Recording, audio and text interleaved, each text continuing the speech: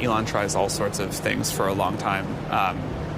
This is this week's episode. You take it seriously at all? What do you think he's trying to drive at with this? I think he's probably just trying to slow us down. He obviously is a competitor. He's working hard and he's raised a lot of money for XAI, and they're trying to compete with us from a technological perspective, from getting the product into the market. And I wish he would just compete by building a better product, but I think there's been a lot of tactics, many lawsuits, all sorts of other crazy stuff. Now this.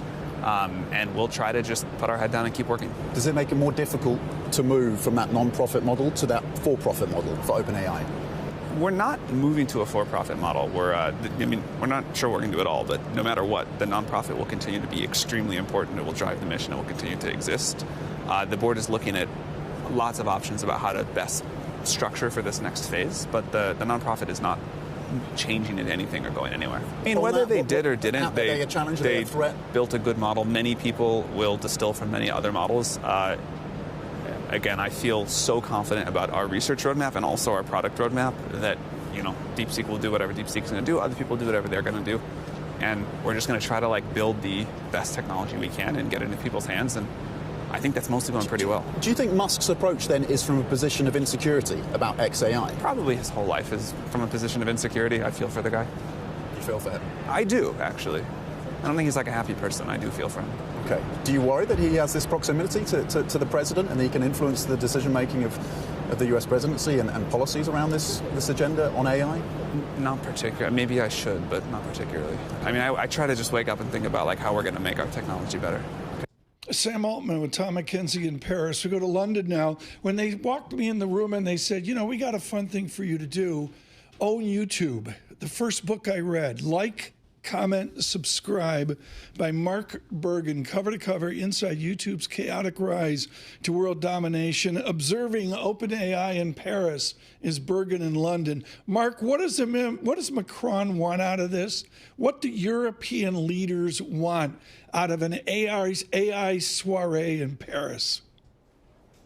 I think they want, in some ways, what they want people like Sam Altman there. He probably wanted Elon Musk there as well. They want big headline numbers, right? Macron kind of gave his version of the Project Stargate. He said 109 billion euros of investment.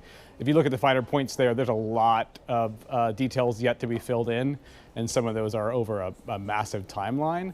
But I think they want to be seen as relevant, right? I mean, we had the end of that conversation between Tom and Sam Altman about DeepSeek. It's US, it's China. Europe is left out in those conversations. Mark, on the subject of DeepSeek, which I imagine is looming large over this gathering in Paris, there was a bit of happy talk there from Sam Altman about the fact that all of these different AI companies building their models are going to learn from each other. But as you and our colleagues have reported here, there is some, shall I say, skepticism about the way in which this Chinese company has fashioned this model. What's the latest on that as we kind of learn more about it and how it was fashioned and indeed how much it costs to do? Yeah, I actually think they were more candid this week than I expected. We saw Demis Hassabis, who runs DeepMind and Google's AI efforts, basically telling us on TV yesterday, I think the cost that DeepMind, that 6 million figure that they use to train their models, he said it's exaggerated. He basically called BS on it. And we had Chris Lehane, who runs policy for OpenAI, saying that we've been talking with government officials about this possibility that they distilled or use unauthorized access to OpenAI data. Yeah. And so basically built this model right on the shoulders of OpenAI. Mark, unfair question, but let's finish with this. How does Microsoft arc over this tension of Musk and Altman? What does Microsoft want out of this? It's a good question. I mean, in some ways, Microsoft's kind of the winner as long as people keep buying their cloud services. And I think, it seems like what Musk has thrown a little bit is a wrench between the close relationship with Microsoft and OpenAI. I believe even since after his lawsuit, they've kind of backed away from that. There's some reporting that they're not as close as they were. But in the long run here, Microsoft wants more companies spending on chips, more companies spending on cloud compute, and I think they're fine to let this lawsuit. Have you sold the movie rights to your book yet? Like, comment, subscribe. Not yet. If you have any ideas? Short digital film. Who's going to play Chad Hurley? That'd be a good role. I sat Mark Bergen with Chad Hurley in Davos when no one knew what YouTube was. And it's amazing the path. Well, you've inserted yourself in the YouTube story, Tom. Someone will play you in this film now. I'm learning about the Mark Bergen world. All right.